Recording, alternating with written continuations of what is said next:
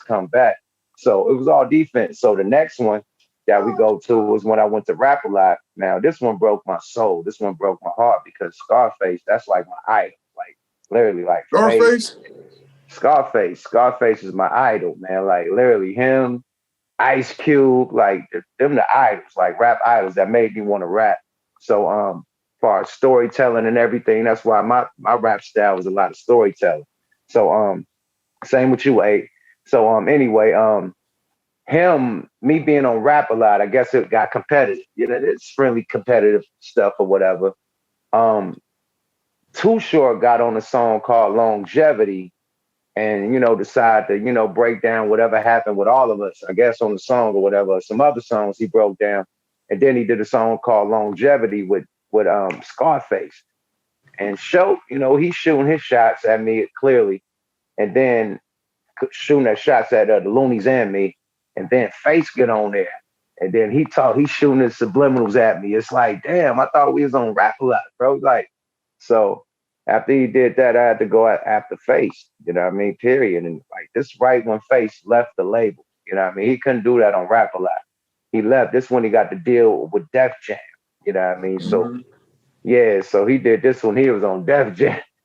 So Jay let me go. Period. You know what I mean? Jay let me go because at that time, him and Jay weren't seeing eye to eye. You know what I mean? So Jay let me go. If it was under the same roof, Jay wouldn't have let me diss Scarface. Never.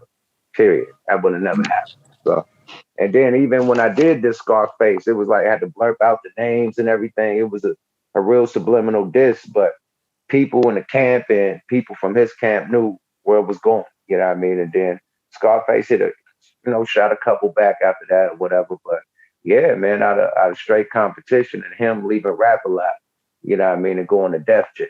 You know what I mean? That was the beef with that one. Yeah, and that would be hard right there because I think Scarface is probably up there as every rapper's favorite rapper. You know what I mean? So that had to be some shit for you to go into that, with him of all people. Did y'all ever get that resolved? Yeah, definitely. That's Uncle Face, man. That's my guy, man. Period, man. Prayers to Face too, man. He definitely going through some shit, man. So that's Uncle Face, man. Did Jay Prince ever talk to you about that? Anything? Did he say? Did he give you any guidelines or limitations? We never spoke on it, you know what I mean? But people like producers and people in the camp knew how I felt about that Scarface song with Too Short. You know what I mean? So I just went, and then like Jay just let me go in the studio and produce, like create. He don't be over your shoulder saying what you can't. Like studio is paid for. What producer you want to rock with is paid for. Go in there and make it magic. So, one of my studio sessions, I decided to go hard on, Scarface. Now he heard the aftermath, and when they heard it, they got to bleep the things out, but they still put it out. You know what I mean? So it was just a response. You know what I mean? Period. Because I was heartbroken. You know what I mean? Period. Like they call him Uncle Face because of me. Like when I first got to Rap a Lot, I ain't call him Scarface. I like Uncle Face. Like Ludacris called him Uncle Face. Everybody, Uncle Face, Uncle. That's the name I gave him. You know what I mean? Like that's I ain't gonna say our personal shit, but it was some shit that broke my heart. You know what I mean? Period. We'll talk about this type of shit off the camp. You know what I mean? For sure, it's all good. Say no more, fam. But I'm gonna let you know how much respect he had for me. We gonna say this off the camera. I ain't gonna put it on public blast like that, but he had the ultimate respect for my lyricism and my penmanship. That's all I say on that. So during this period, how long was you down there at Rap a Lot? I was there for a minute, like from 97 to 2007. 10 years. I was there for 10 years. And what was that? How did you go about transitioning from the Loonies to going to Rap a Lot as a solo artist? It was easy. You know what I mean? That's why I got the deal. You know what I mean? Because Jay Prince seen that I was doing a lot of being proactive. You know what I mean? Like I was the dude at the studio before anybody. I was the dude that's laying the hook and just leaving the verse for a nigga when they out partying and shit. You know what I mean? So he's seen this repetitiously in the studio while we working on the Loonies out. You know what I mean? And he's saying like, yo, you doing all this shit yourself. You might as well get your own solo deal. So I never thought about even going solo. I'm a team player. You You know, I come from organized crime where we all got money together. So I never thought of being solo. But once he brought that to my attention, like, damn, I am doing all the work. Why not go solo? So he offered a deal before my executive producer offered. So this is where it get tricky, you know what I mean? So my executive producer, he started hating, you know what I mean, because Jay beat him to the punch. And he started like giving us the runaround. He gave us the runaround for like 2 years to even sign that deal. You know what I mean? So that's why the album became 2 albums. Like I was done with the first album, like the first year. And we still waiting for dude to sign off. So I'm still recording. And that's why Thugged Out the Appalachian became a double album. I wasn't trying to copy Biggie. I wasn't trying to copy Pac. It became that through litigation and, you know what I mean, waiting for this dude to sign off.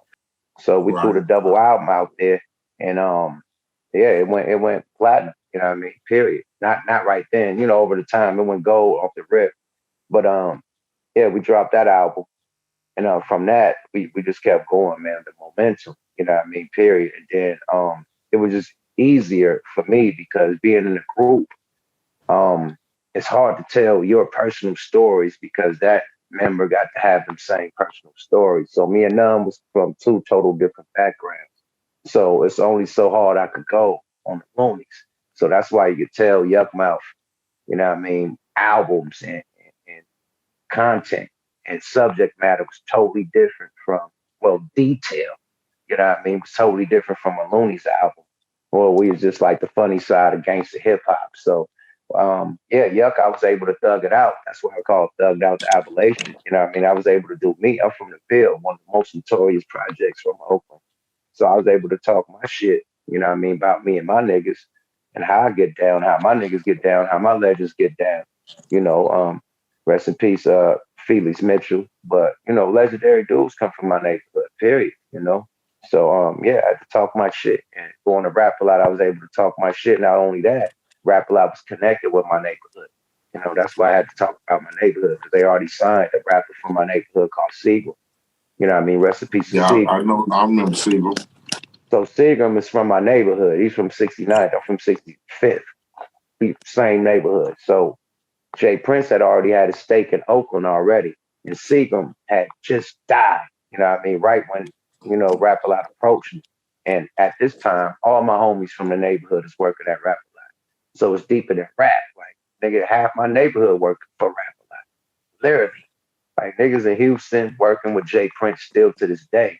So, yeah, it was only right that I came from my neighborhood and went to Rap a Lot because we already had a situation going down.